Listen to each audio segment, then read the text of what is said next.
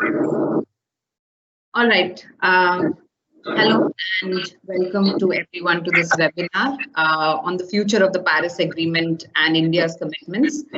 And we couldn't have actually thought of this topic at a better time than this, because in the past 1 week, there have been so much of talk on this topic of climate change itself, especially because the way our Prime Minister also has been talking about it at the G20 summit, at the virtual summit, where he talked about the integrated, comprehensive, and holistic way of dealing with climate change, and also talking about various ways in which climate change can be tackled through multilateralism itself. In fact, after that, just a few days after that, we also had Reinvest 2020, in which again the Prime Minister made a few comments about climate change and our own Paris Agreement targets, which we are expected to supersede.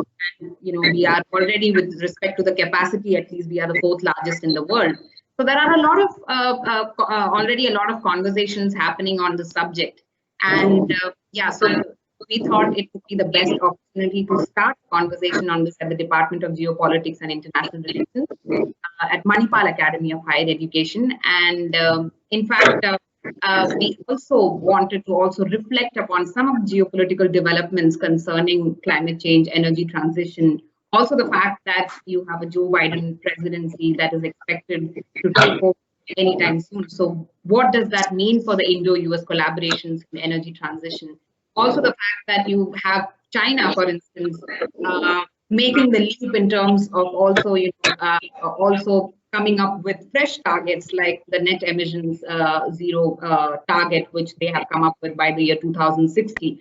So overall, if you look at the global outlook on climate change and climate action, there's a lot of things that are happening, and we need to discuss them. And we also need to see what is the future of the Paris Agreement in that respect, especially because in the past few years under the Trump presidency, things didn't really move too fast on many of these issues. So we have two very distinguished speakers to talk about the geopolitics of the climate change negotiations, climate diplomacy, also India's position in this global climate order, and also about the energy transition policies, which are so critical to India's climate action policies. And in that respect, we also, like I mentioned during my introduction, we also have to also look into the Indo-US collaborations, like I mentioned, because this is probably something that can change, especially with the Biden presidency coming into the. So with that very short introduction, I would like to invite two distinguished speakers, Mr. R.R. Rashmi. He has been part of the Ministry of Environment, Forest and Climate Change. Now he's with TERI, which is one of the leading think tanks on energy climate policy in India. And we have Kaveri Iychettira, who was earlier with the Harvard Kennedy School, and now she's about to join the Delhi School of Public Policy very soon, in fact. But there will be more of an introduction about that later on. Without much ado, I would like to actually invite Dr. Nanda Kishore, Associate Professor at the Department of Geopolitics and International Relations, to offer the welcome remarks. Over to you. Thank you, Dhanasree. At the outset, let me welcome Rashmi and Kaveri to the Department of Geopolitics and International Relations. It's indeed a pleasure to have you people here. The Department of Geopolitics and International Relations started off as an academic program with a master's in 2010, and this is our 10 years now. And what better occasion to have people than this one? It's indeed a pleasure to have you people here. We have a master's program in geopolitics and international relations. We also have a PhD program, and one of the courses that we have is also environmental security and climate change, which is taught by Dr. Dhanasree. And perhaps as she started doing her own PhD on issues related to this one, and her concentrated work on this one.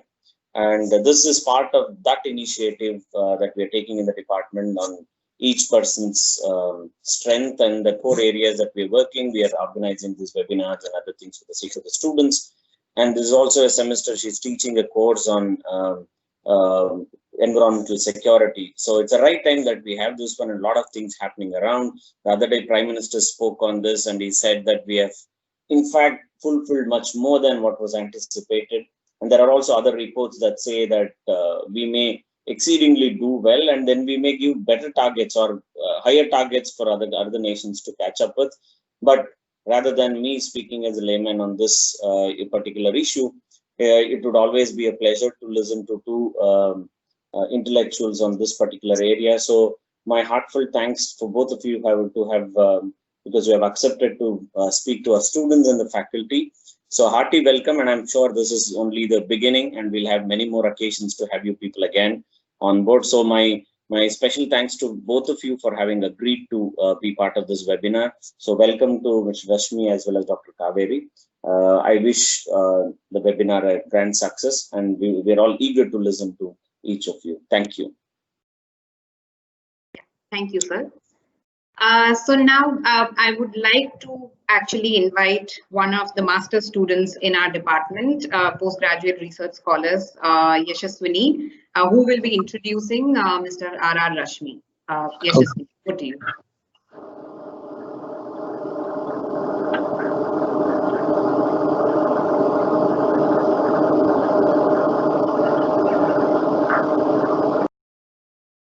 Am I audible now?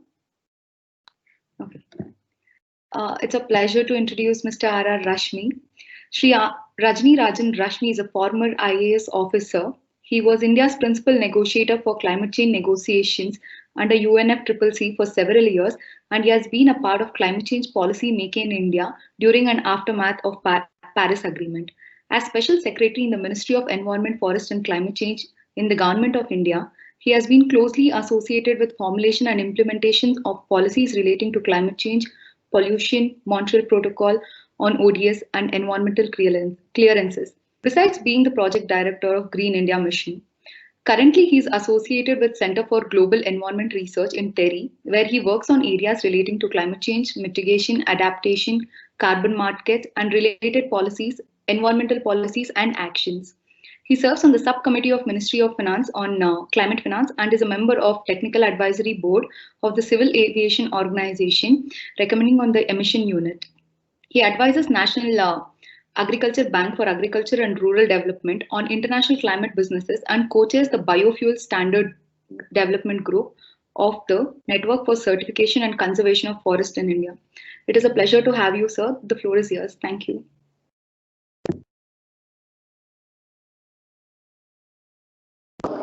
Thank you very much, Yashaswini.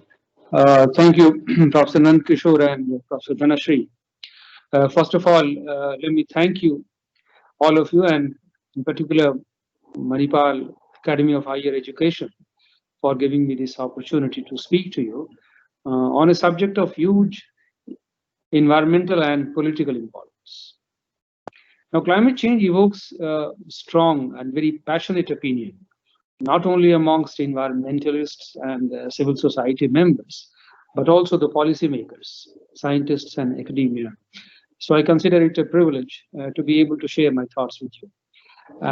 More so at a particular challenging time when we are battling COVID. And COVID, may not have weakened our resolve to fight climate change, but certainly it has changed the context, and it has depleted the resources, which we have to deploy to fight the environmental problems. So I'll try to organize my thoughts in three parts. In the first part, I would like to present to you the historical perspective of the Paris Agreement. And later I will deal with some of its key characteristics. And then I will talk about the existing and emerging challenges and the way forward in the concluding part. Now, the first thing to note is that an environmental problem is different from economic problems. Now, what distinguishes it from the rest is that the benefit of actions taken to address climate change is visible only over the long term, whereas the cost of actions has to be borne in the immediate or the short term. And so this gives rise to an asymmetry in the efforts of countries and certain degree of discomfort in the policy making. But the world today is a globalized world, where economies are intertwined.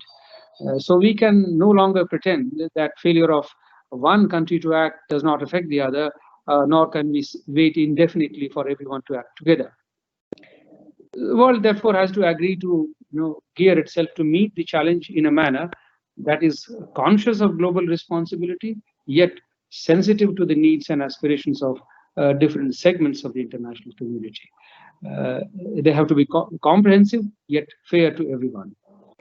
Paris Agreement represents this kind of effort by the international community.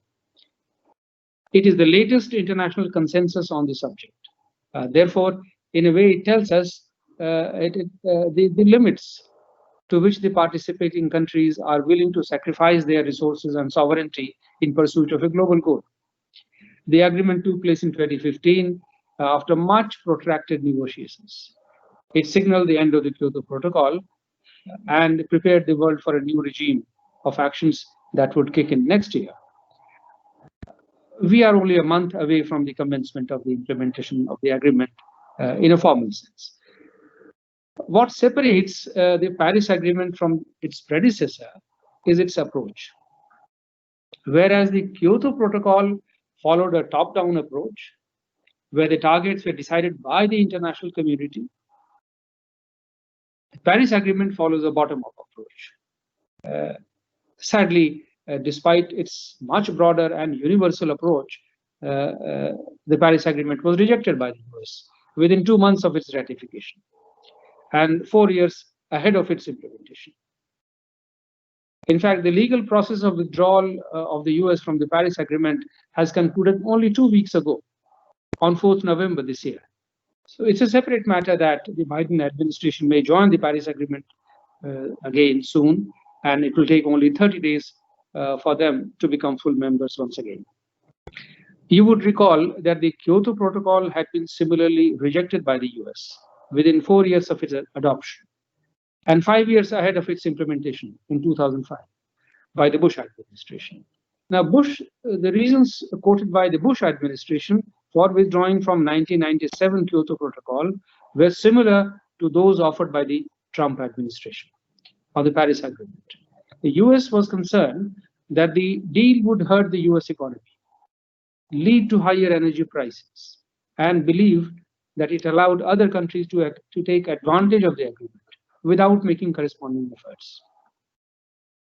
US argued that so long as the so-called major emitters like China and India remained outside the emissions reduction regime, US could not be expected to take binding obligations for emissions reduction. To me, the argument was no doubt fallacious because first, it ignored the legacy aspect, the historical responsibility for cumulative emissions. Second, it brought in extraneous considerations of industrial competitiveness and employment and competition. That is contrary to the principles of equity and historic Rio Compact, which is enshrined in the UNFCCC. So the US was essentially saying that a developing country like India had no option but to accept what the special envoy for climate change, Mr. Shyam Sharan, used to tell us those days. He used to call it the NPT approach to climate change. That is, I get to keep what I have because I got here first. You have to stay where you are because you are a latecomer. Now, I remember the Chinese Vice Minister, Xi Jinping, who was their principal climate change interlocutor for a very, very long time. He used to argue that China and India were taking much more substantive domestic actions in the interest of climate change than many of the developed countries. And they were doing so with their own resources. Even if the actions of countries like India and China were driven by the compulsions of energy security and sustainability of the growth process, it did benefit the climate after all. Their domestic actions were fairly ambitious, and therefore their internationalization did not add any further value. So that was the argument being proffered by most of the developing countries, including India at that time. Nevertheless, US backed down only when China and India agreed as part of basic group of countries to agree to a regime of international transparency. And that was done in Copenhagen. This deal was negotiated on India's behalf by the then Environment Minister Jayaram at Copenhagen, in the presence of the then Prime Minister Manmohan Singh and Barack Obama. These terms were agreed and made part of the Copenhagen Accord. It's a different story that Copenhagen Accord could not be adopted. And Obama had been awarded a Nobel Prize just a couple of months ago, perhaps in anticipation of the historic treaty which was going to be signed at Copenhagen, the failed treaty. So it's of course, a year later, all the provisions of the Copenhagen Accord found way into the Cancun agreements in Mexico, and then it opened the way for Durban Platform and negotiations on a post-Kyoto regime of climate actions. That's how we have the Paris Agreement now, which was a result of these negotiations, which began from Bali and ended in Paris. Now let me come to the specifics of the agreement. A Paris Agreement is a cleverly crafted agreement that is legally binding and applies universally to all countries, developed and developing.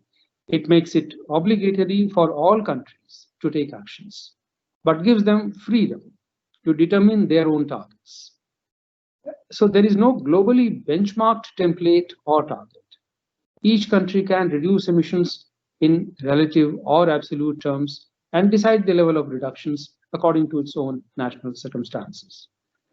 This is something unique which was not foreseen in Kyoto Protocol or even in the UNFCCC for the developed countries. But the flexibility of the Paris Agreement does come with a certain degree of accountability. The agreement obliges all countries to increase or update their contributions in successive cycles of commitments of 5 years each, or rather, depending on whether you are a developed or a developing country. They have to report their actions under what is called a transparency arrangement. And this transparency is the basis of assessment of collective progress of actions towards the global goal. It finally leads to a global stocktake in 2023. And this will be the basis for further increase in the level of targets if necessary, either in a 5-year time cycle or 10-year time cycle as decided by the convention.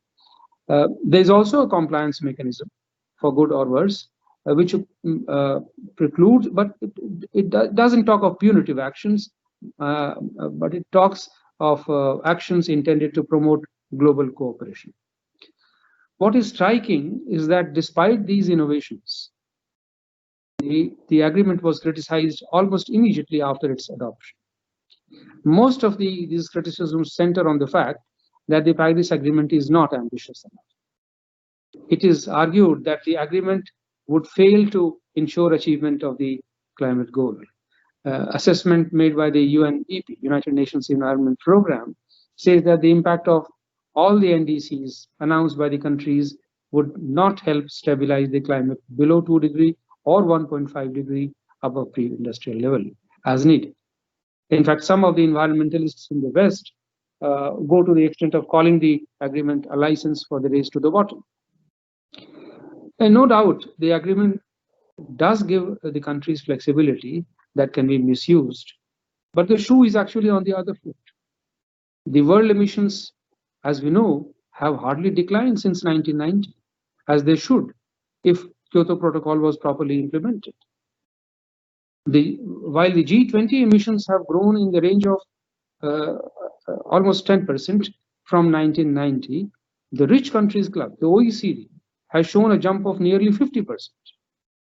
And this is despite the presence of Kyoto Protocol. US emissions have actually grown by 3% in the meantime. So more or less they have remained static. And only recently they had started declining because of adoption of shale gas in their energy profile. So what does the Paris Agreement seek to achieve if the major contributors are not willing to tweak their emissions path? Now let me come to IPCC here. The IPCC special report on 1.5 degree stresses that the global carbon concentrations must not deteriorate beyond 570 or to 770 gigatons of CO2. That is the range. And this range must not be exceeded to ensure that the climate stabilizes at 2 degree or 1.5 degree level. Now, how does one ensure that this does not happen? Unless major developed countries whose consumption of this carbon space is infinitely large agree to bring down their emissions and vacate this carbon space for others. The flexibility provided by the Paris Agreement to each country to set its targets should actually make the world worry more about the likely behavior of developed countries who have so far failed to meet their commitments, as has been the experience with Kyoto Protocol. The fact that some powerful countries can easily hold the process to ransom is evident in the US withdrawal from the Paris Agreement. US withdrawal was symptomatic of the fact that the commitment of the developed world to climate change is still fragile and needs to be looked at with some degree of circumspection. Now, does it mean that the future of the Paris Agreement is bleak and the climate stabilization is a distant dream? Well, there is a school of optimists that believes that lack of political commitment in the US should not dampen the global spirit, and that the international community should stick together and move on, irrespective of what happens in the US. In any case, the US may soon rejoin the Paris Agreement, and everything will then be hunky-dory, and we will be back on track. Now, there is some logic in this belief. Contrary to expectations, the governments across the globe, and for the first time, the corporate majors have reaffirmed their commitment to environmental protection. Several energy companies and global majors, even in the US itself, like Shell, Amazon, Google, Walmart, they have expressed their commitment to carbon neutrality despite climate skepticism expressed by the Trump administration. There is therefore some hope in the air. No doubt, we need to be cautious of how the EU and the US behave in future. The US administration under President Trump had cited two reasons when it withdrew. He had insisted that the agreement was not fair, as it would allow other competing economies to use coal or continue to use coal or fossil fuel as a source of energy, while the US would have to wind them down immediately. The other reason was that it would make it obligatory for the US to share its financial resources for the benefit of others without any corresponding reciprocal benefit for the US. Now, one has to be wary of both of these arguments, as they are likely to resurface even when the US is back within the fold of the Paris Agreement. The reference to consumption of coal by countries like India reveals a mindset focused on competitive trade rather than environment. India has limited resources or limited sources of conventional energy. Coal is the mainstay of its energy supply in the short and medium term. Cleaner energy sources are costlier, and only recently has the cost of solar panel-based energy begun to fall in India. Despite this constraint, India has taxed its coal consumption by almost $6 per ton. Very few countries in the world have actually displayed this kind of courage. India's largest coal-based power producer, the NTPC, has a proven track record of being one of the most emission-efficient power producers. And the amounts of investments one has to make to actually facilitate this energy transition is phenomenal. And one has to take into account the time frame which might be required to mobilize these investments. The other argument that India endorsed the agreement only because of promise of international finance is spurious, to say the least. It hides the poor track record of donor countries. The Green Climate Fund, which was set up with much fanfare in 2010, remains an empty shell. Against US $100 billion per year, which was the promise, not even $1 billion of US has actually flown in since then. 10 years have elapsed. India's NDC only talks of scaling up its efforts in the context of availability of finance. This is a reasonable and practical assertion. So what does Paris Agreement mean for India? Under the agreement, as all of you might be knowing, there are three clear targets. One relates to the emissions intensity, the other to electricity generation capacity from renewables, the third to forestry carbon stock.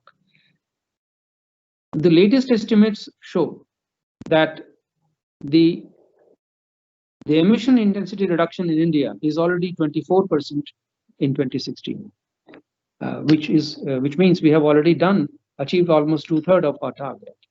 Renewable energy is at 35% of the total power generation capacity, which means again we have exceeded 2/3 of the total target. Given the current energy scenario, in fact, no coal plant will be set up till 2022. And all, of course, coal phase down and peaking of India's emissions will take time, as energy consumption in India is bound to grow, even as the world average of emissions and energy consumption may remain static. I will cite a report recently published by Climate Transparency. It is a global think tank which analyzes the performance of all the G20 countries on climate goals.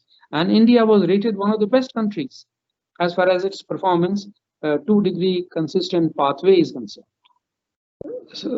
And no other G20 country has matched India's efforts. So it will be wrong to say that India is lagging behind and others are progressing. So how should we approach the Paris Agreement in 2021 when its formal implementation begins? The government of India has always recently reaffirmed its commitment to the Paris Agreement. PM did so at the G20 summit when he talked of initiatives like ISA, CDRI, and circular economy in the pursuit of climate change. What is striking is that India's success story about energy transition is built on a very ambitious program mounted by the government in the electricity generation. The target is 175,000 gigawatts by 2022, and now 150 gigawatts by 2030.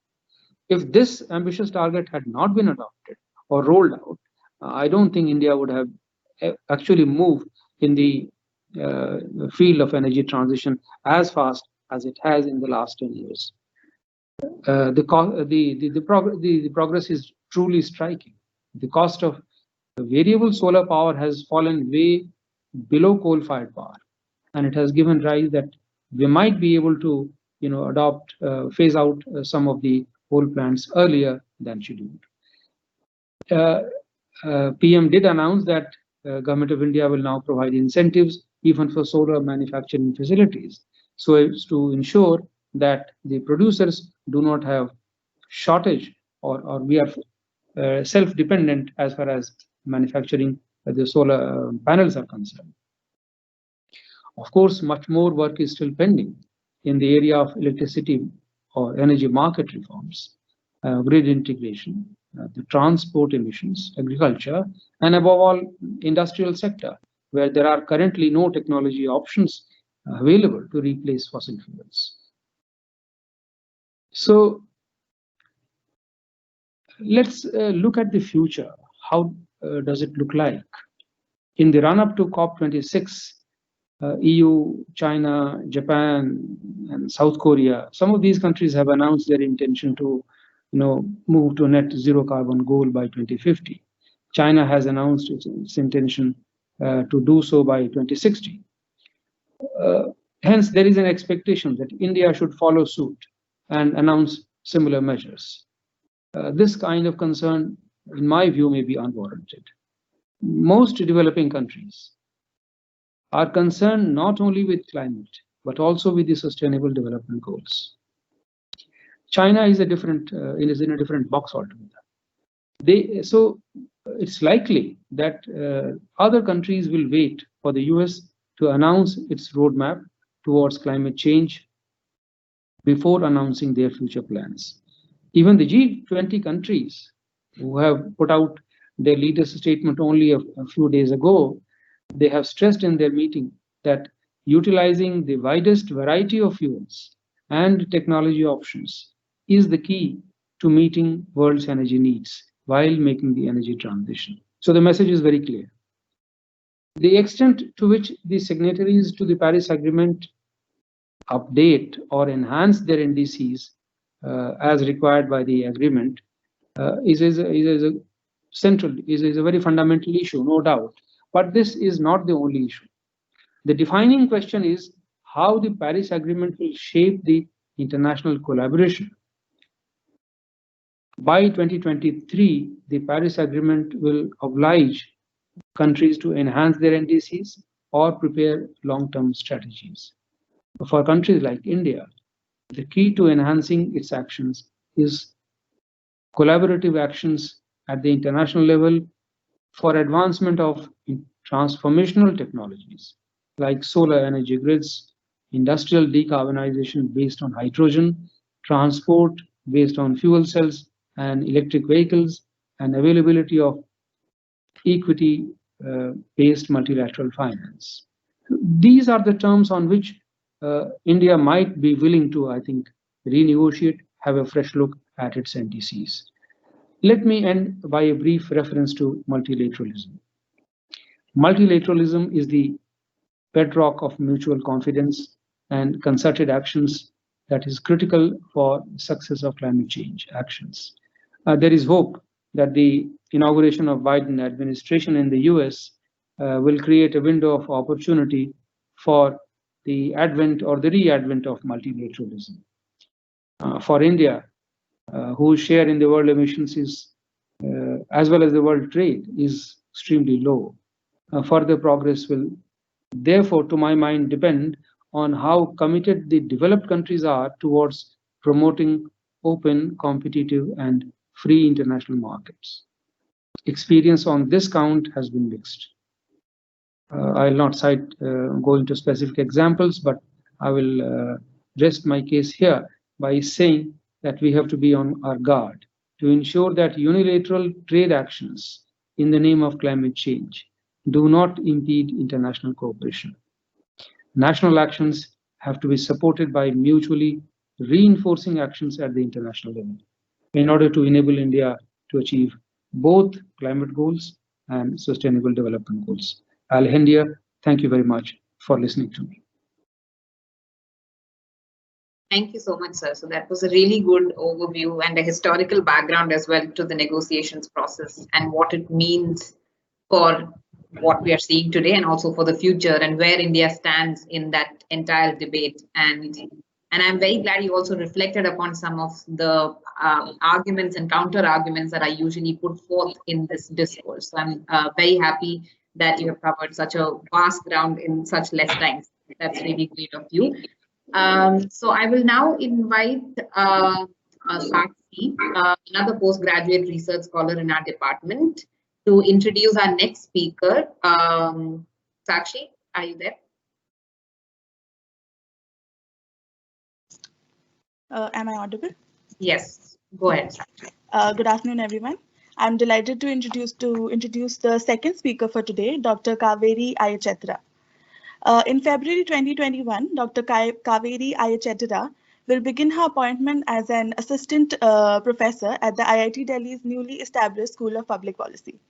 Her research spans topics such as energy transitions in developing countries, designing policies for promoting new technologies, and developing new model approaches for policy analysis. In the past, she has worked on postdoctoral fellow as the postdoctoral fellow at the Harvard Kennedy School, working on various aspects of India's transmission electricity sector. She received her doctoral degree from the Delft University of Technology in the Netherlands, where she investigated the design of renewable support schemes in Europe and its long-term impacts on the energy system. Apart from this, she has also worked on capacity market studies in Europe and the deployment of solar energy in India. So I welcome Dr. Kaveri to give her valuable interventions on the topic today. Thank you. Thank you so much, Sakshi and Dr. Dhanasree and Professor Nanda Kishore and Mr. Rashmi for the fantastic session we've had so far. I will share my screen. This might take a few seconds, so please be patient with me.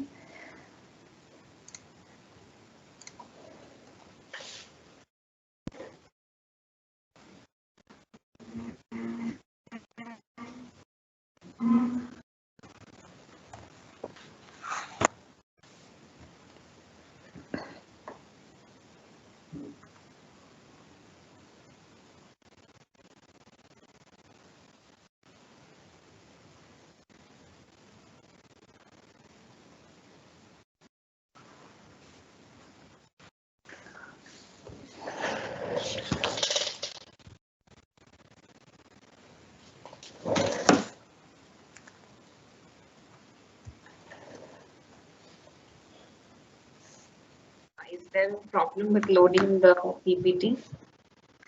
It seems to be working now. It was a bit slow.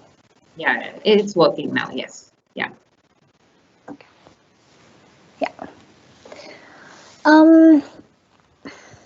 So my talk will concentrate more on aspects of the energy transition, and I will at the end give some thoughts on what this means for what India's strategy could be going forward. All right. So thanks for having me, Dr. Dhanasree.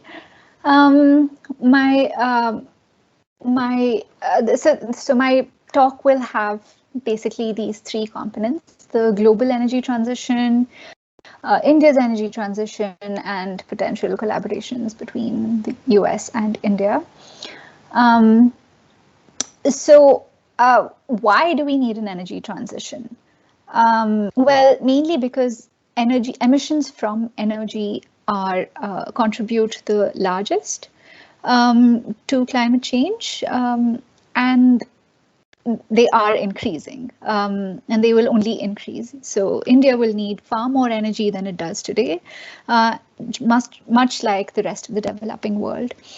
And what does the carbon emissions from energy use look like? So what you can see here is that in the red you have industry, in the pink you have buildings, and in the blue you have transport.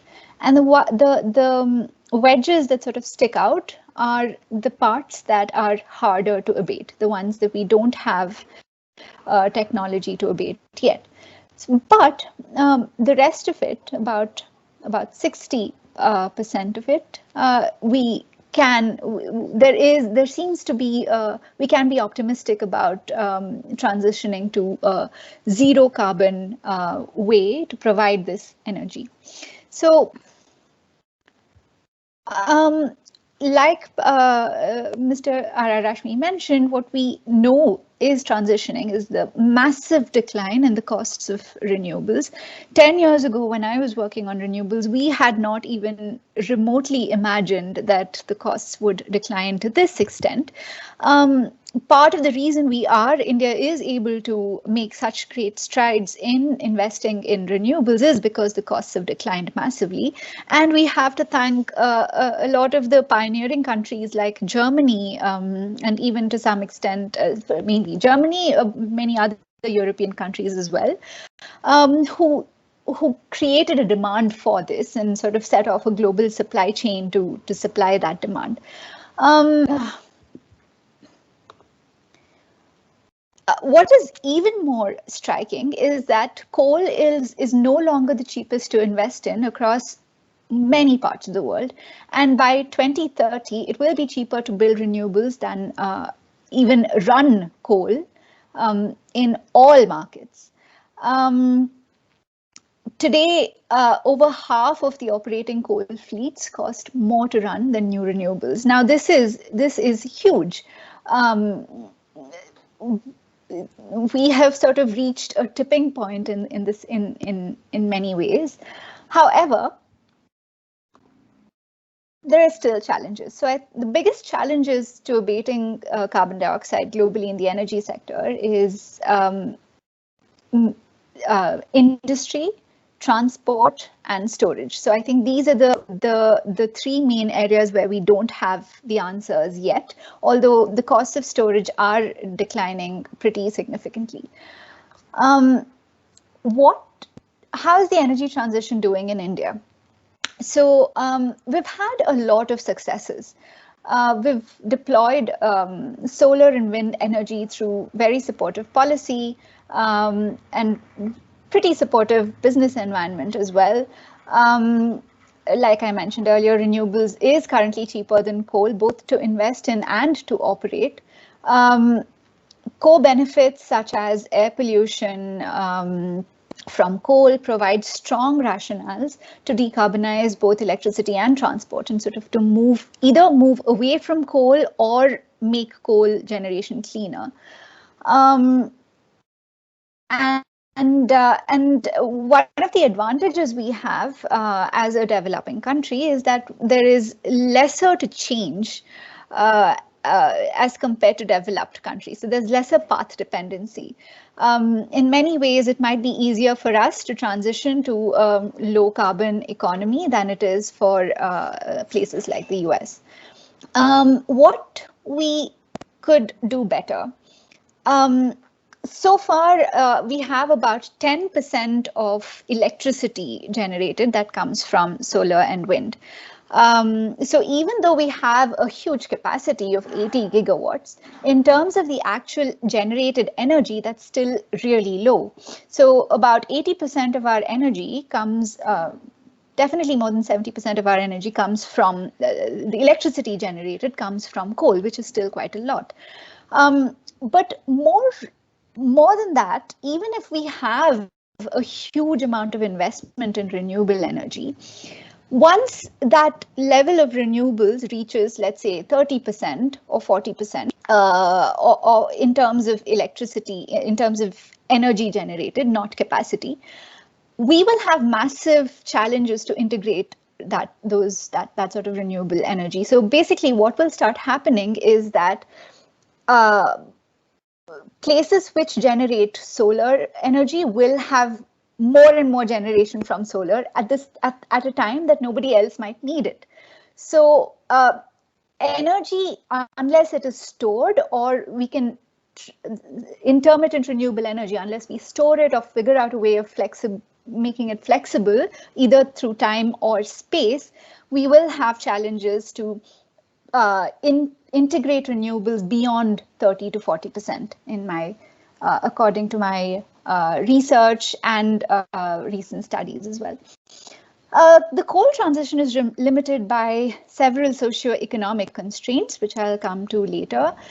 We have a lot of coordination problems as well. So within the country, you know, the coal ministry is sort of independently acting from the renewable ministry, and so the oil and so basically, and then there's the Ministry of Power, and then there's so there are several ministries which are sort of acting independently, and there needs to be more coordination between them to have a more coherent national strategy.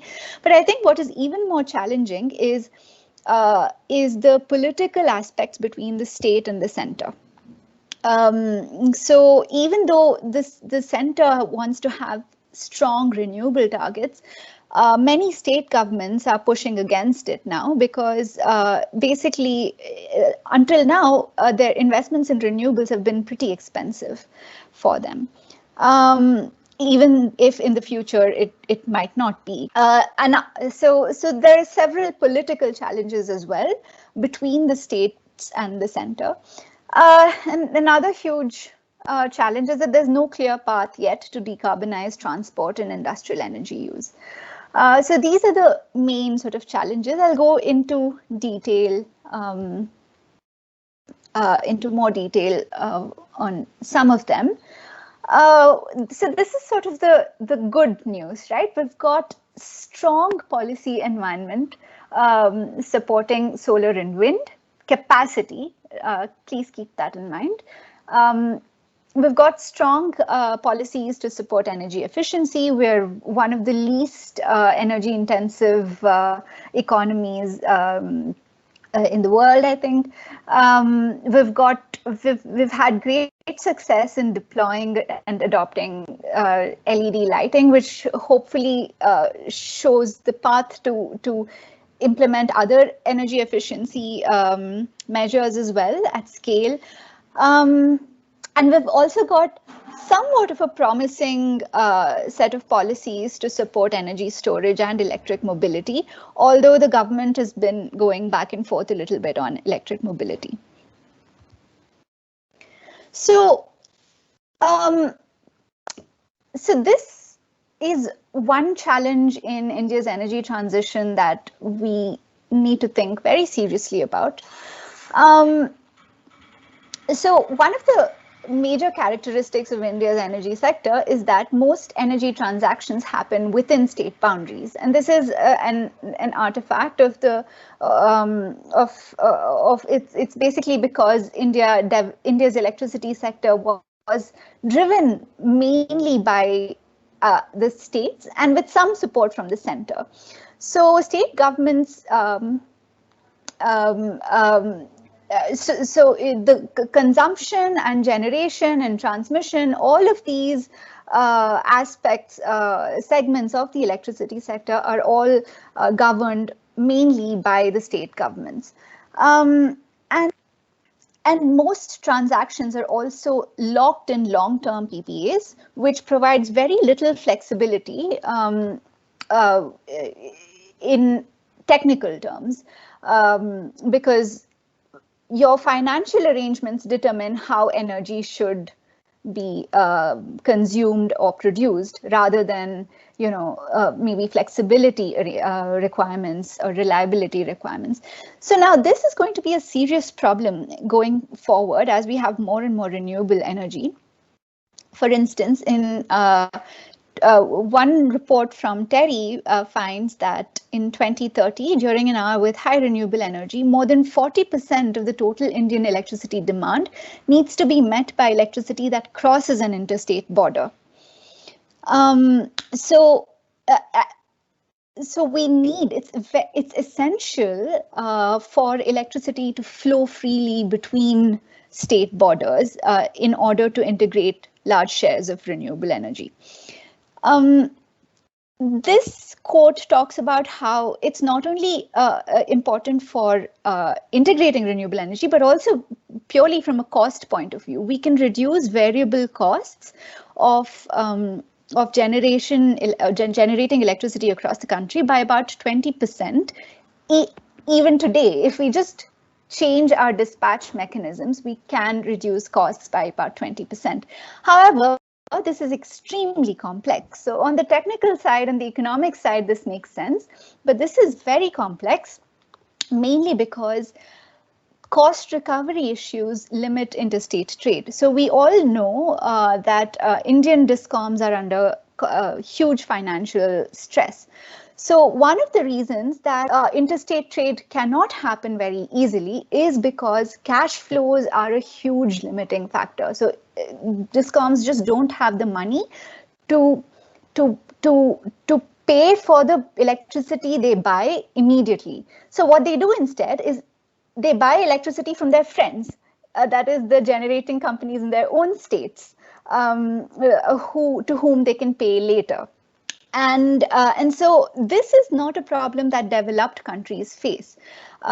This is a problem that's particular to India and maybe and a lot of other developing countries where large parts of the population cannot afford electricity or are offered subsidized electricity. So we need to figure out a way of thinking about cost recovery issues in a way that it helps resolve the needs of renewable integration. Politically as well, I think it's going to be very challenging to push for more integration, mainly because the state governments in India really care about autonomy.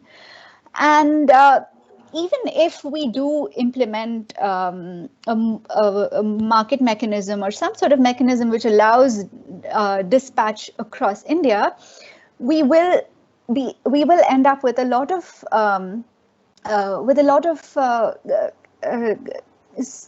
power plants which do not need to produce. And power plants in India are a source of pride and are a source of jobs and employment. And so that's going to be politically difficult to handle. The future of coal in India, so even though costs of coal are higher today than new renewables, it will not be easy to either provide clean coal, because carbon capture and storage is still very expensive, and it will be very difficult to transition away from coal, because the coal sector is a major source of jobs and public revenue as well. So, so for instance, in India, we have about 5 lakh people working in the coal sector, and large states like Chhattisgarh and Jharkhand depend on their coal sectors hugely for their revenue, and also the Indian Railways. So there are, even if the economics of a new coal plant makes sense, there are all these other aspects we need to think about when we think about transitioning away from coal.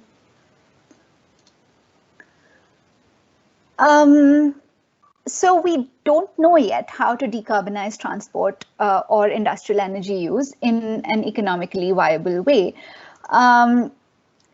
Is hydrogen an option? So India has been considering hydrogen as an option for several, I think almost 2 decades now. Mainly because decarbonizing transport has multiple goals, serves multiple objectives for India, mainly energy security. It will have to depend less on oil imports. And it can say, well, it reduces carbon dioxide as well, carbon emissions as well. But we've had a very poor track record when it comes to innovation or actually making technology, making new technology and making it commercially viable. So, so I think we should do more. Our policy design should sort of should consider not just supporting research, but also evaluating hydrogen as, you know, a low carbon flexible source, and also ways to encourage industrial production or deployment. Much of the work so far has only been related to research and demonstration projects in academic settings. So we need to think of a holistic approach to, you know, how do we encourage innovation? How do we encourage more more communication or interaction between research groups and industries? How do we incentivize industries to innovate? What can we do for hydrogen? So that's yeah, a lot of challenges and questions there. What can the US and India collaborate on? Firstly, I think that we should celebrate the fact that Joe Biden has become Prime Minister, as to the extent that when it comes to climate change ambitions and their overall overall sort of idea towards, you know, doing something for climate change. So yeah, I guess since I haven't thought about negotiations as much as Mr. Rashmi has, I'm a little more optimistic that Joe Biden will do more for the climate in the future. But well, yeah. So the first thing that we have to be happy about is that the US government will join the Paris Agreement for sure, and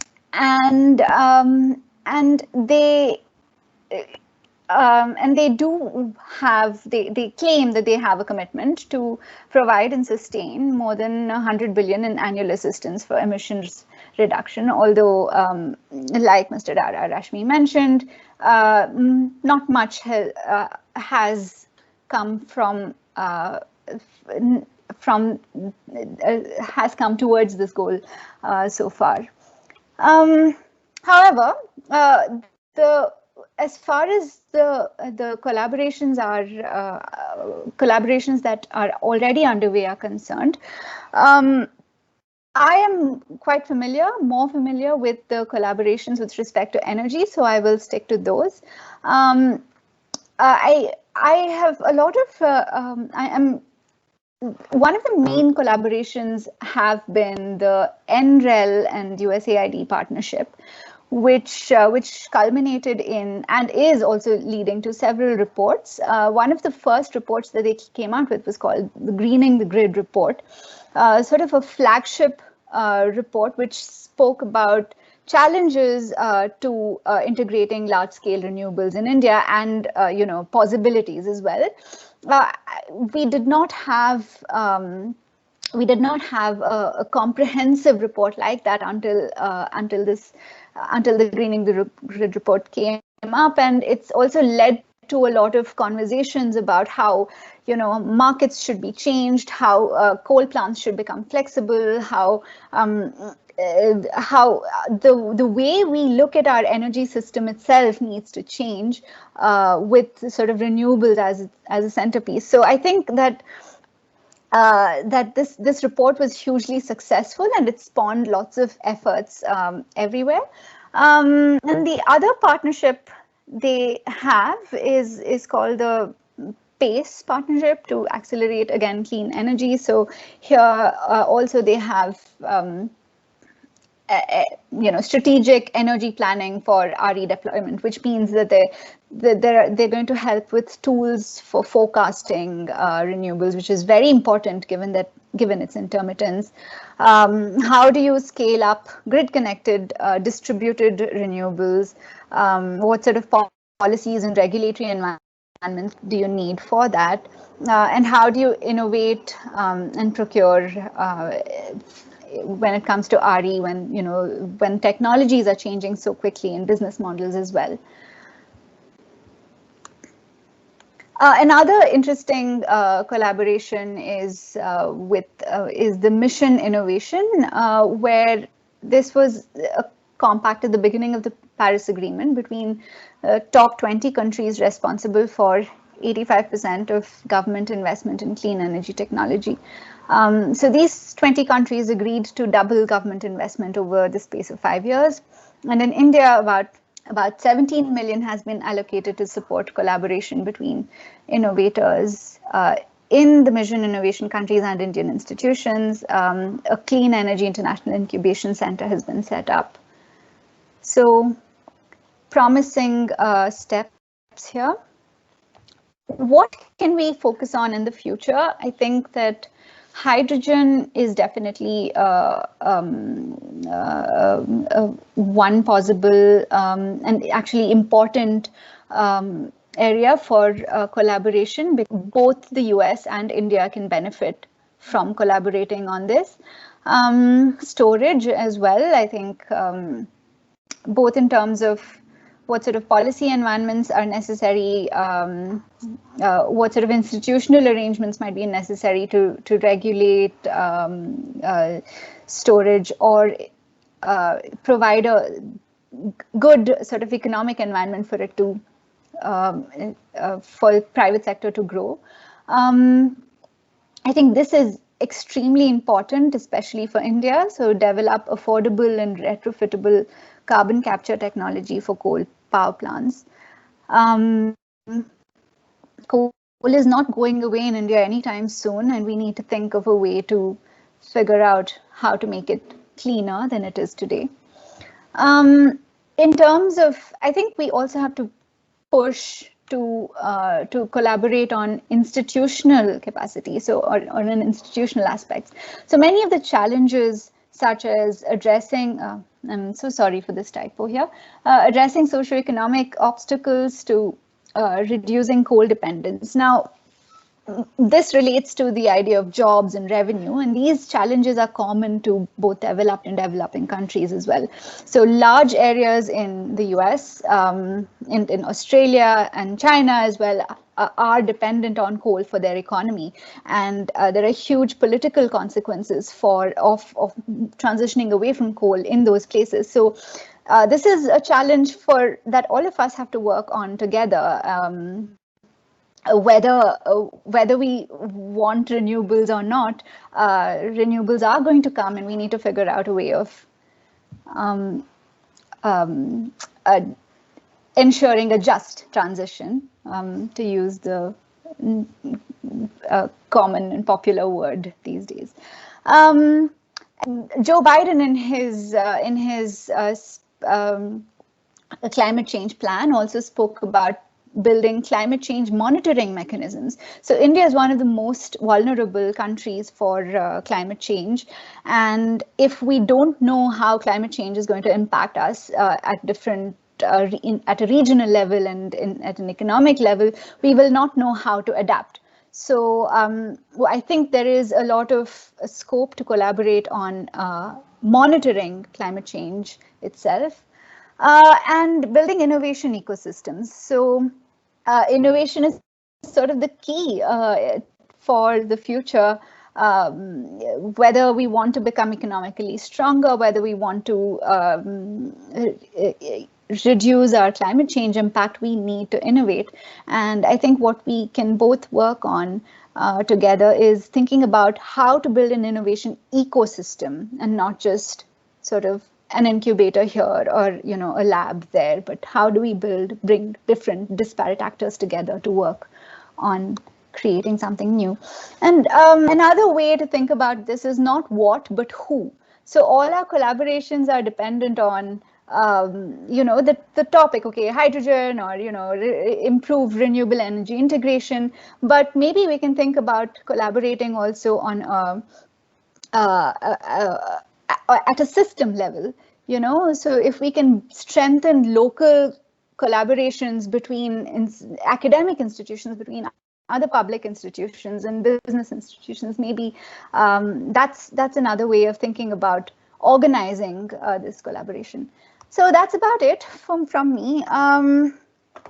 Yeah, I think since I've taken a little more time than I expected to, I will stop at this point and look forward to the questions. Thank you so much, Kaveri, Dr. Kaveri, for that really, again, a really wonderful overview of the energy transition scenario of India from various perspectives, and also looking at, like you said at the end, about who are the actors who we need to target, and not just what are the issues that we can target. That's also very important in this discussion, especially when you're talking about collaborations and everything. So thank you so much for that wonderful presentation. So I'm going to open the floor now for questions and comments, and if there are any interventions from anybody else within the audience, within the participants who have joined. If there are questions, please raise your hands. Of course, those who have the Manipal email ID, you can also type in your questions in the comments if that is something that you prefer. For those of you who do not have that option, you have the raise hand option. So please ask your questions away. Can I see those who have raised your hands? Okay, there's one, two. So what I'm going to do is I'm going to have 2 rounds of questions, if that's okay, and then we can have the next round after that. So 3 questions I'll take together right now, and then we can have the next round after that. Okay, Rahul, you wanted to ask. Rahul, are you there? Yeah. Good evening, and thank you for such a very comprehensive talk on the various aspects of Paris Climate Protocol and how India should respond, or how India is responding. So my question was to Dr. Kaveri.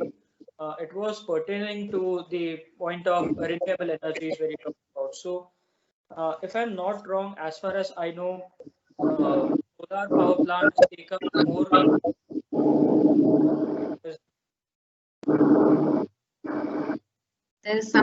There's some disturbance. Can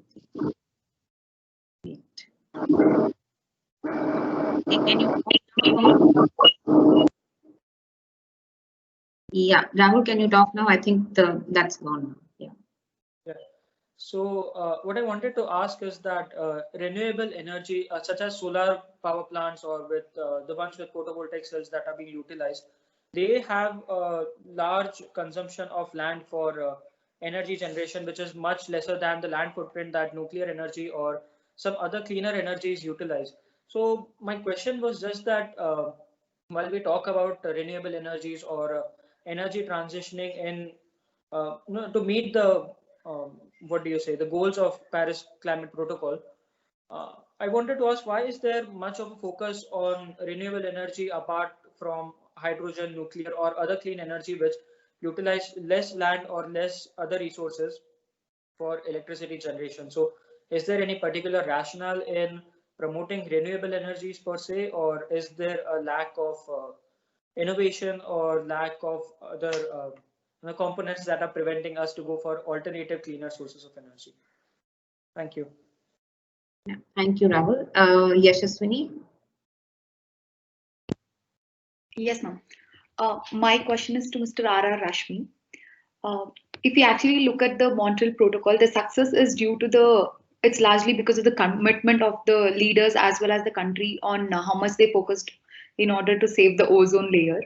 But if we look at the Paris Agreement, there is so much of uncertainty because the Trump administration just left and now the Biden administration wants to rejoin with so much of hope. It is actually giving to the world that they will pursue it seriously. This uncertainty, so don't you think, I mean, what would be the implications on the developing nations who actually have so much, who actually suffer from climate change and other environmental changes? So what are the other implications that how developing nations and other developed nations could actually react to how the agreement would be taken forward? Yeah, that's it. Thank you. Thank you. Purnika? Yes, ma'am. My question is to Mr. R.R. Rashmi. Sir, thank you so much for that insightful presentation. So I have a question about the part where you linked the views of the optimist groups in the United States regarding the Paris Agreement and thus the future of it. So while there are some positive views circulating on the hope that the Biden administration will rejoin the Paris Agreement, how much will it make the United States a reliable country in such agreements where it has a record of not speaking to the climate agreement? And how much are these agreements and actions dependent on the participation of the United? Just saying that can the Paris Agreement continue for a long time without the United States? I hope, sir, you got the question. There was some disturbance again in Purnika's voice, but hopefully you got the gist of it. Yeah. Okay, thank you for these three questions. We'll take them first. So I think we'll go in the same order as the speakers. So Rashmi sir can go first and then I'll come to you, Dr. Kaveri. Okay, yeah. Thank you, Professor Dhanasree Jayaram. As far as the future of or the way forward, as you put it, the way forward for the Paris Agreement, as far as that is concerned, it's clear that the way forward is its implementation. We need not worry about the scale of ambition or the structure of the agreement itself. There are many parties who are still concerned about the lack of ambition in the agreement itself, which is, I mean, they're barking up the wrong tree. The Paris Agreement was negotiated and it was put in place after almost 2 decades of negotiations. So there is no way we will be able to, unravel the whole thing and renegotiate a fresh agreement. So the optimal thing that we need to do is to actually implement the agreement the way it is designed, because that is the international consensus as of now. We cannot expect US to do much more than what the Paris Agreement demands. Similarly, of other countries like India and China. So we have to make the best deal of the existing agreement. It is not a top-down agreement. It allows everyone to set its own targets and implement it. So question is implementation. And I think by and large, there is a sense that everybody is not doing the fullest to the fullest extent possible. There is certainly a lot of deficit or water in the kind of efforts which people are different countries are making, particularly in the case of US. US has a target of scaling down its emissions by 26% by 2030 or 2035. It can certainly do much more. It can certainly do much more to not only to reduce emissions within US, but also help other countries adopt newer and fast technologies in a faster manner. Kaveri was talking about the transformational technologies like hydrogen and grid integration issues. These are issues where technology plays a very important role, and US is the leader of technology in the whole world, and so therefore they need to support or mount a technology collaboration program which can help us move forward. That is what is required under the Paris Agreement, and there are ways of doing it.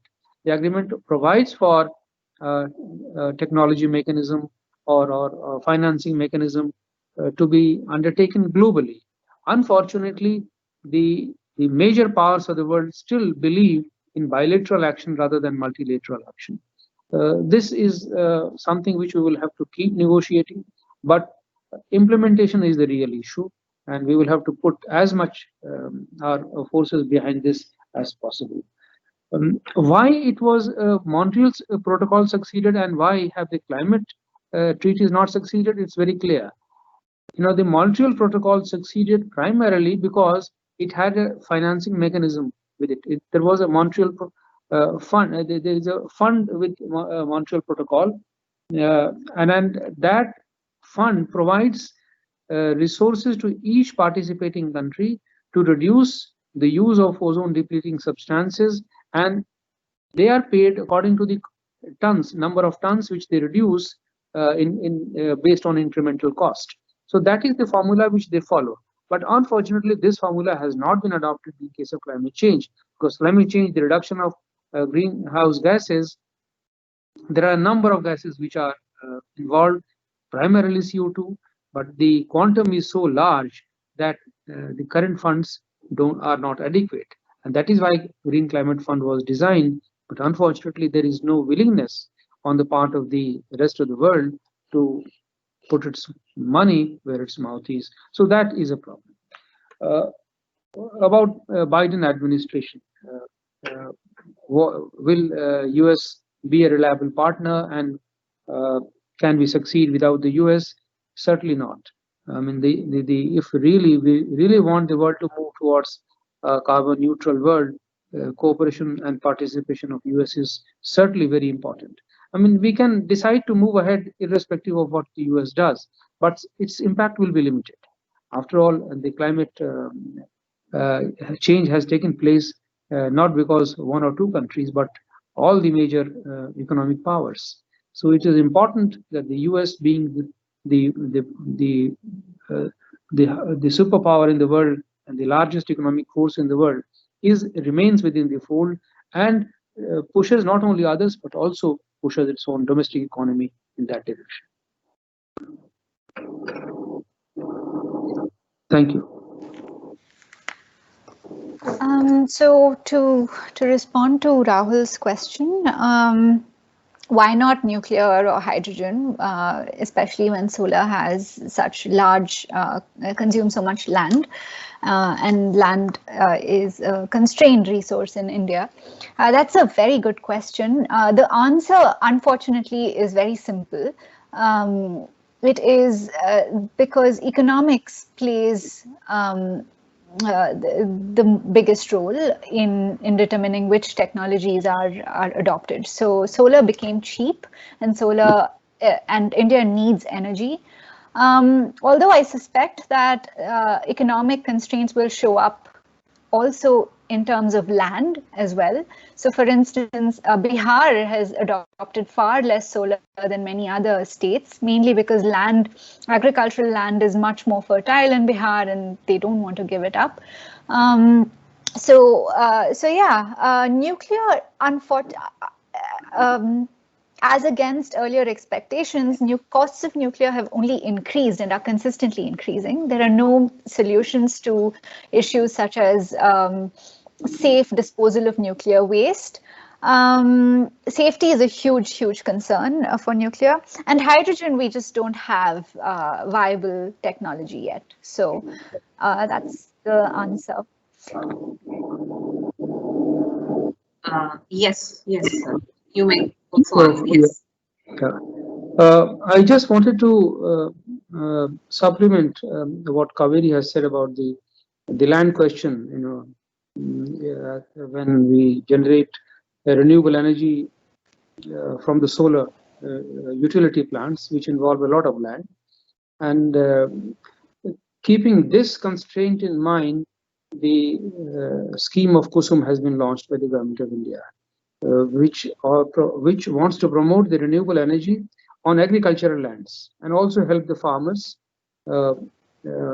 become a part of electricity supply system, so that they benefit from the solar plants and also reduce the use of land which is involved in solar power generation.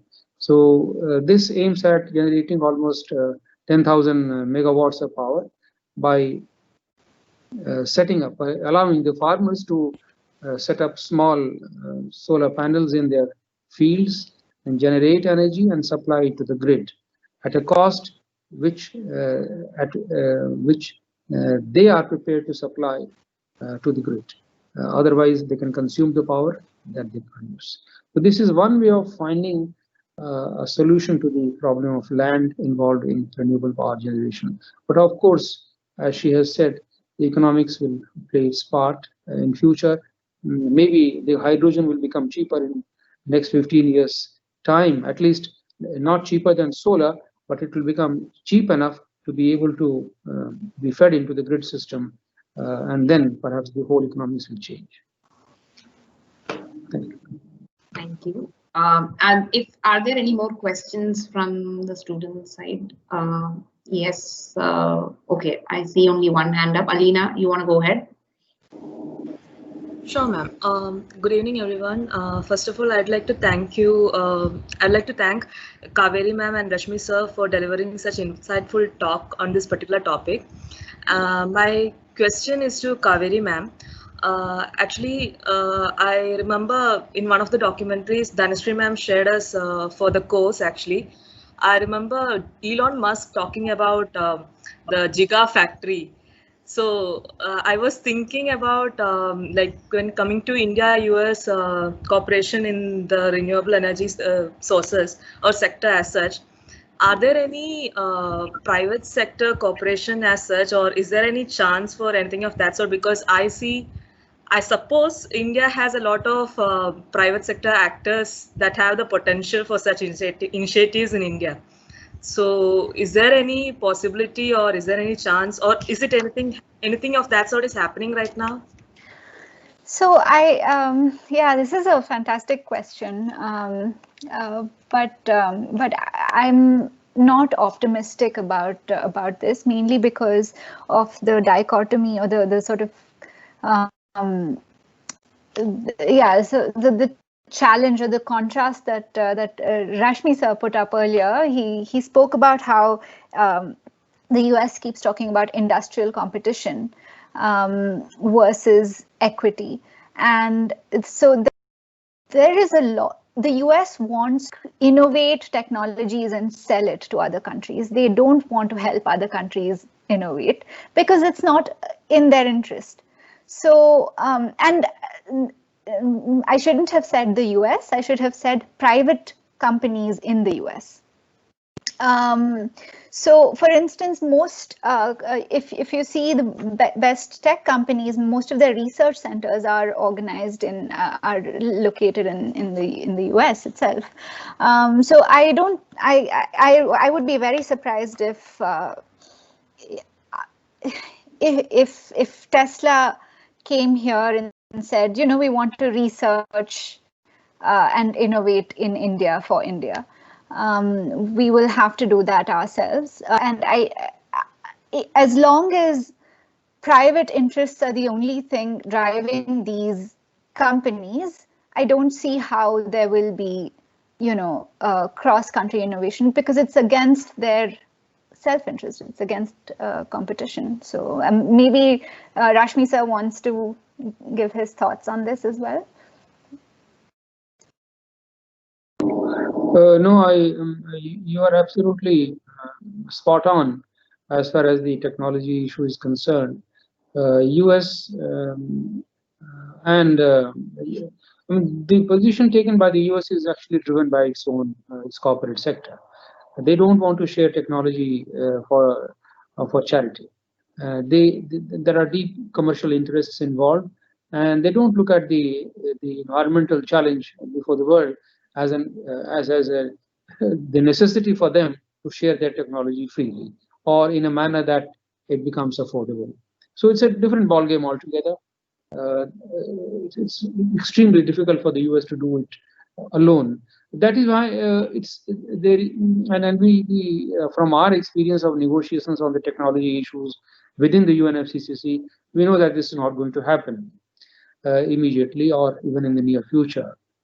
So the best option for us is to look for international collaborative mechanisms where this might happen, where the commercial interests might also be served, and at the same time the interests of the receiving countries also might be safeguarded. For example, the CGIAR, the proprietary interests which the CGIAR, which developed the high yielding wheat and rice. So the proprietary interests were safeguarded. Everyone who participated in that research program, they had a share in the proprietary control, and at the same time it was used for the benefit of the international community. We need to mount similar programs in hydrogen, in other areas of technology, electric vehicles, and we have mission innovation, which is clearly an international collaborative program of that nature. So mission innovation, I think, is the right way forward, and we need to push it. Right. All right. Thank you. Are there any further questions? Okay, if there are no further questions, I have one question each for the two speakers, actually.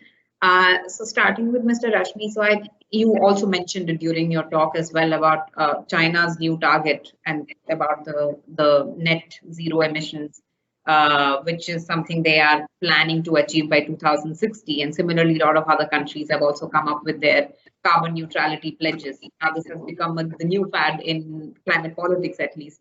So with that, in that respect, where do you see India now? Because I already see, okay, maybe India should also come up with a target like that, or you see such narratives already emerging in many circles, considering that's considered like a natural kind of progression from what China does, and then kind of expect India to do that quite unfairly, like you said. But then still, this is something that kind of dominates the politics. So that is for you. And to Dr. Kaveri, what I wanted to ask was about the lock-in effects of the transition part, which I guess also has implications for the just transition, what you mentioned, right? So I was wondering, kind of the ways in which the coal sector, I think there is again disturbance. Can you hear me? I know. Could you repeat your question? I heard the lock-in effect. Rashmi sir, perhaps if you could mute your just for a second. Yes, yeah. Sorry for that. Okay. Yeah, okay. So I was just saying the lock-in effects of the energy transition. So one of the things that is concerning about the energy transition itself is when you are transitioning from, say, fossil fuels to more and more cleaner sources. You also mentioned the path dependency, right? So of course, but when you're transitioning and when you're also thinking about just transition, right? When you're referring to that, do you think the existing technical sort of lock-in effects, economic lock-in effects, socio-cultural lock-in effects, which were part and parcel of how the fossil fuel industry ran or has been running for so long, how do you exactly address those problems as well as we transition into the to the cleaner sources of energy, which is something that is becoming increasingly a problem in many parts of the world, including developing countries. So I just wanted to have your thoughts on that. Okay. So maybe Rashmi sir can start. Yeah. Thank you, Professor Dhanasree. Yes, indeed, this is a relevant question to ask. But I'm frankly, I don't really know the answer. There is no doubt that as far as the net zero carbon goal is concerned, there is no official pronouncement, but in principle, clean energy is a goal which government of India has adopted. So energy transition is taking place according to that principle. Now, carbon is not used only in the energy system. Carbon is used in other sectors of economy as well. So the question is, what kind of a long-term strategy we have for use of carbon? And the net zero carbon goal will depend on that. So we need to go beyond the energy sector to be able to spell out our options for a net zero carbon goal. And that has not been done so far. It will all depend on what kind of long-term growth strategy we adopt. China may have done its calculations. It may have planned its sectoral growth in different areas, the coal plants, the electric vehicles, the transport sector, the agriculture sector. It may have planned where it will reach in 2050, what kind of technology systems it will be employing, what will be its final output, and what will be its major emissions in those sectors. So that is a work in progress as far as government India is concerned. I'm aware of long-term scenario building exercises that are going on in the Ministry of Environment, but perhaps they have not yet come to a situation where they are looking at net zero carbon scenarios. In future, they might do that, but it will all depend on sectoral growth strategies, which will be compiled as part of long-term growth strategy, and that is something towards which work has to be focused. This will also, I will end this by saying that it's not a question of a principle. It's actually a question of a time frame. China has been able to put a time frame to its goal. For India to do so, it will really need modeling studies of different kinds in different sectors, and then predict the time frame by which it might be able to.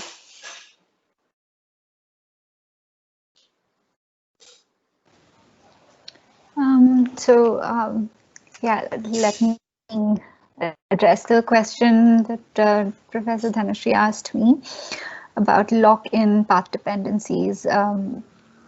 So your question was, do I think whether the existing lock-in effects can be resolved? How, if they can? Yeah. So one of the of course, this is the biggest challenge, right? How do you change entire ecosystems of the economics, the finance, the people's behavior, what they think is correct and wrong, but also livelihoods. Everything is connected to this energy transition, and I think that although economics and economic based policies are useful, they purely thinking of like market-based policies such as a single carbon tax or a single cap and trade mechanism, I don't think they are enough because they ignore many of these long-term path dependency effects. They ignore the effects of uncertainty. So while designing our policy, we need to be a little more holistic and go beyond taxes and quantity mechanisms such as trade, and also think about a more system-driven perspective to include livelihoods, include issues of equity, and not let it all be driven by profit motive. So our policies must become more holistic and not just be economics driven. I think that's one important aspect. And the other, and if I may, I would comment on the net zero question as well.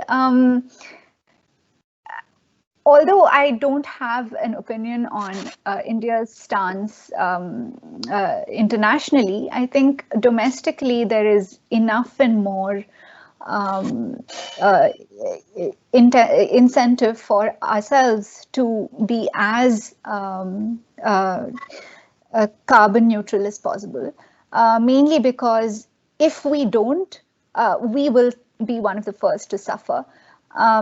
Irrespective of whatever anything does, even if we do it, we might not save, we might not, if other countries don't do enough, we might not pass through this without a lot of harm environmentally, and but I think one of the guiding principles of this method of the Paris Agreement is also it's driven by a race to be good, you know.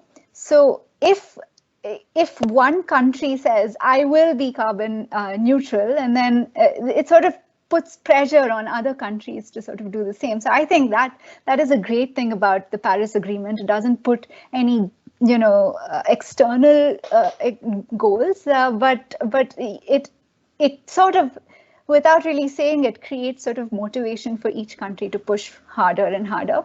And I think that we have to be we have to imagine a carbon neutral future for ourselves while enabling sustainable development, and the two are not in contrast, I think. All right, thank you so much for those answers. I think we are past time now, so maybe it's time to wind up here. So I would like to thank both of you for actually accepting our invitation, and also giving such a really good overview of the topic itself. And there's, of course, a lot of things to think about as we go ahead, and from an Indian perspective. So hopefully, some of the points that you raised would become the foundational principles on which Manipal itself can start thinking ahead in terms of even what you said, Dr. Kaveri, about the innovation part and everything. So I would like to now request Rahul, in fact, Rahul Mehta, another postgraduate research scholar of the department, to deliver the vote of thanks.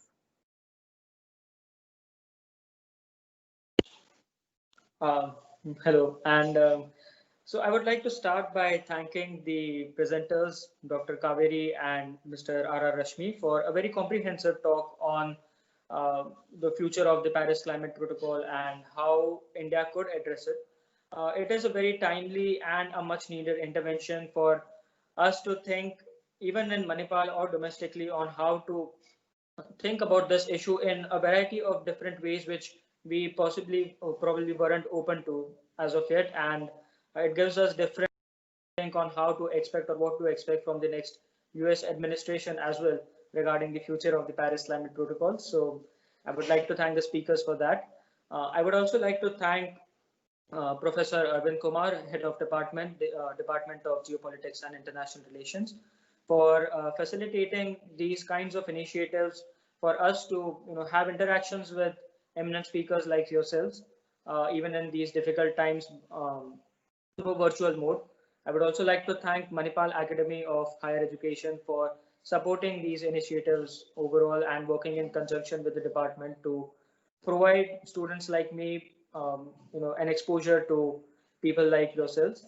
I would like to thank Dr. Nanda Kishore and Dr. Dhanasree Jayaram for welcoming the speakers and moderating the webinar in a very absolute wonderful way. And lastly, I would also like to thank Sakshi and Yashaswini and the other student participants who did raise important questions and made this webinar and it did give us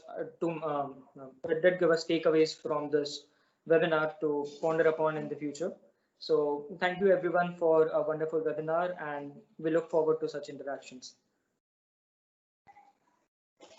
Thank you so much once again. Yeah. Thanks a lot.